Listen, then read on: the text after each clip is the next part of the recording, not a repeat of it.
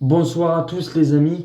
Alors c'est très rare que je fasse des débriefs et surtout de la Coupe d'Afrique des Nations, mais on a assisté quand même à des matchs spectaculaires ce soir à 18 h.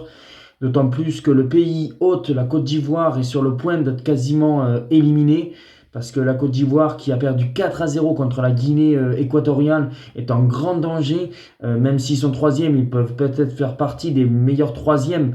Mais ça va être très compliqué parce que bon, le Cameroun, en cas de victoire contre la Gambie, aurait 4 points. Et ça voudrait dire que là, ils ne passeraient pas parmi les meilleurs troisièmes. On sait que la Namibie, il leur suffit d'un petit point, ou voire même si la Tunisie l'emporte, et ben ça serait aussi que la Côte d'Ivoire pourrait être éliminée. Je pense que la Côte d'Ivoire est en grand danger pour se qualifier pour les huitièmes de finale de cette Coupe d'Afrique des Nations, en plus qui est chez elle. Mais aussi, par la même occasion, on a assisté à un drame aussi, c'est le Ghana, l'équipe surprise, qui a eu que 2 points dans ce tournoi, qui a fait 2 matchs nuls contre l'Égypte, et là qui vient de faire match nul aussi contre le Mozambique. Et le Ghana, avec seulement 2 points, est quasiment à 90% éliminé de cette Coupe d'Afrique des Nations. Le Ghana, voilà, c'était peut-être les dernières de André Ayew qui a fait cette CAN.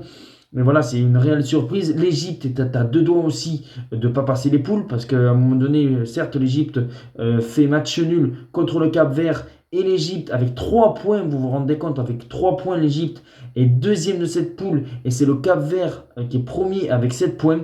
Je ne sais pas si vous vous rendez compte que normalement, avec 3 points, souvent, c'est très rare que tu sois qualifié. Et là, avec 3 points, tu es qualifié, tu finis deuxième. Alors l'Égypte, bon voilà, ils finissent deuxième. On verra comment ça va se passer la phase à élimination directe. Mais voilà, ça a fait flipper. L'Égypte n'était pas loin d'être éliminée.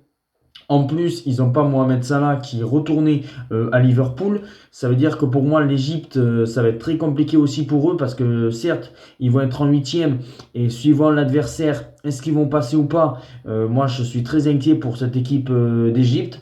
Mais voilà, la sensation, c'est la Côte d'Ivoire de Jean-Luc Gasset qui est en grand danger pour moi. Je pense que la Côte d'Ivoire ne passera pas. Après, je peux peut-être me tromper et les miracles peuvent arriver, hein.